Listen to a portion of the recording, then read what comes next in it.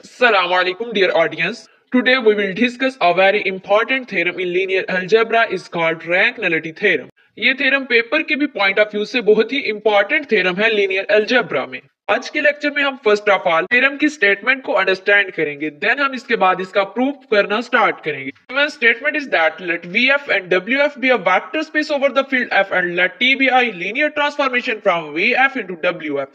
Suppose that V is a finite dimension, then rank of T plus nullity of T equal होगा dimension of V के। Simple words में इस theorem को understand करते हैं कि इस थ्योरम में एक्चुअली दिया क्या गया है एंड हमने प्रूव क्या करना है। आपने इस वीडियो को लास्ट तक देखना है ताकि आपके इस थ्योरम के कॉन्सेप्ट इतने क्लियर हो जाएं कि आपको ये दोबारा कभी ना भूलें।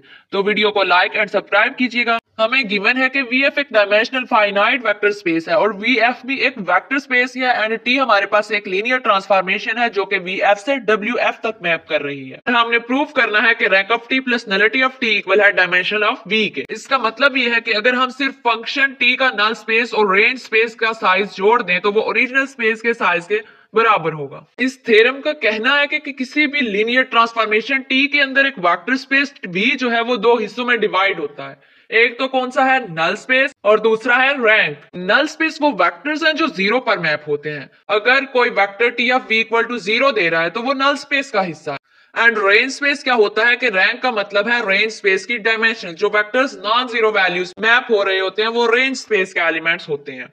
एक रियल लाइफ एग्जांपल के थ्रू इसको अंडरस्टैंड करते हैं। आप समझ लो कि एक क्लास में 10 स्टूडेंट्स हैं। 3 स्टूडेंट्स सो रहे हैं यानी कि वो नल स्पेस है, यानी वो 0 बन गए। एंड 7 स्टूडेंट्स जो हैं वो लेक्चर सुन रहे हैं और समझ रहे हैं, तो यानी कि रेंज स्पेस यानी आउटपुट में कंट्रीब्यूट कर रहे हैं। तो टोटल स्टूडेंट्स तो फिर भी 10 ही रहेंगे, तो 7 + 3 ऐड होके इक्वल 10 ही आएगा। सो ये रैंक नलिटी थ्योरम का कहना है। इसका प्रूफ स्टार्ट करते हैं। क्योंकि BF फाइनाइट डायमेंशनल है इसलिए null space N of T भी फाइनाइट ही डायमेंशनल होगा। इसका डायमेंशन K ले लेते हैं तो नलिटी ऑफ T भी जो है वो इक्वल होगा K के। एंड नल स्पेस का मतलब है वो वेक्टर्स जो T के ट्रांसफॉर्मेशन के बाद 0 हो जाते हैं।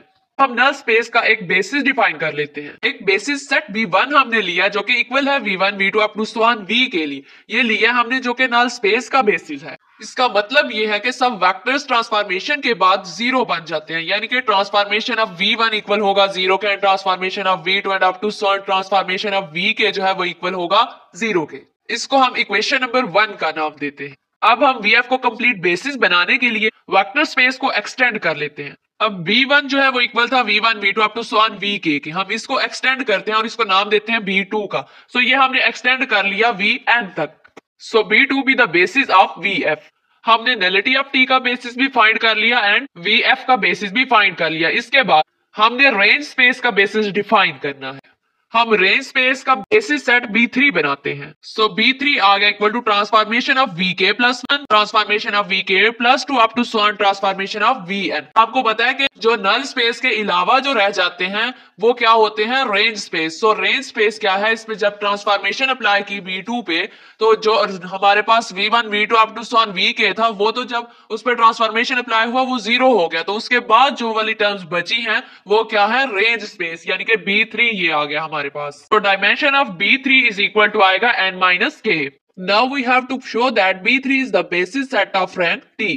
For this we have to prove that, हम अगर ये दो चीजें प्रूव कर देते हैं कि B3 जो है वो लीनियरली इंडिपेंडेंट है और B3 जो है वो स्पैन करता है WF को, तो हमारा ये प्रूव हो जाएगा कि B3 जो है वो बेसिस ऑफ रैंक T है। सो हम लीनियर इंडिपेंडेंस प्रूव करने के लिए एक इक्वेशन जो है उसको कंसीडर कर लेते हैं कि T ऑफ V के plus 1 T of K plus 2 up to T of VN का जो एक लीनियर कॉम्बिनेशन है वो ऐसा एग्जिस्ट करता है जो कि 0 के इक्वल होगा। अगर हम ये प्रूव कर दें कि इस इक्वेशन के जो सारे कोएफिशिएंट्स हैं वो 0 हैं तो ये वेक्टर लीनियरली इंडिपेंडेंट होगा।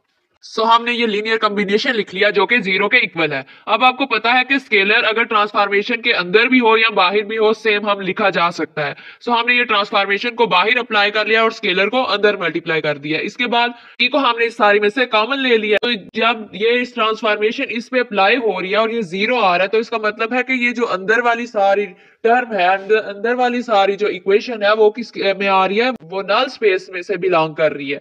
और हमें ये पता है कि B1 जो है वो नल स्पेस का बेसिस है। इस वजह से हम B को B1 का बेसिस वेक्टर के लीनियर कॉम्बिनेशन में लिख सकते हैं। सो हमने ये इसको लीनियर कॉम्बिनेशन में लिख लिया।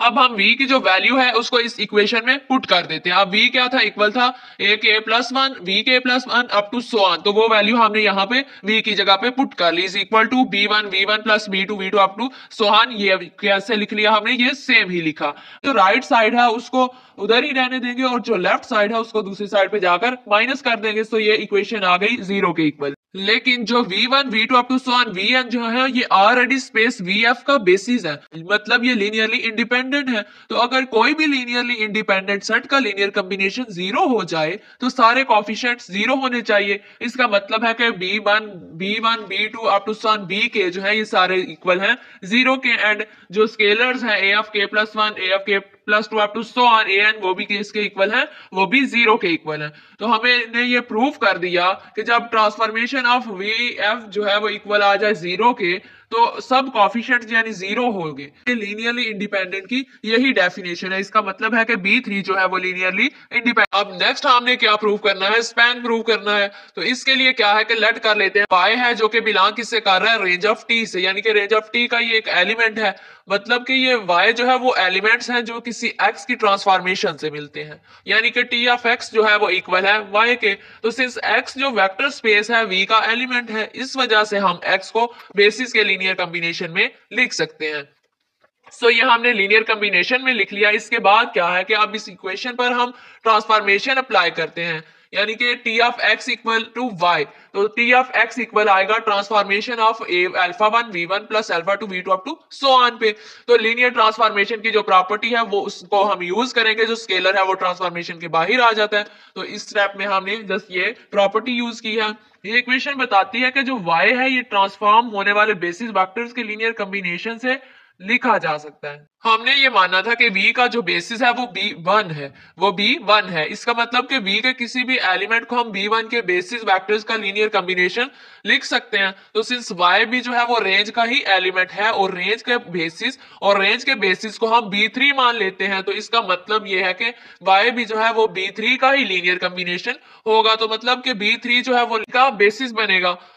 तो हमें पता है कि जो n है वो इक्वल है डायमेंशन ऑफ v के रैंक की डेफिनेशन के अकॉर्डिंग। तो dimension of range of t किसके इक्वल है, रैंक ऑफ t के, एंड रैंक ऑफ t किसके इक्वल है, r के। तो b3 जो बेसिस है रेंज का, तो dimension of range of t जो है वो इक्वल आएगा n माइनस k के।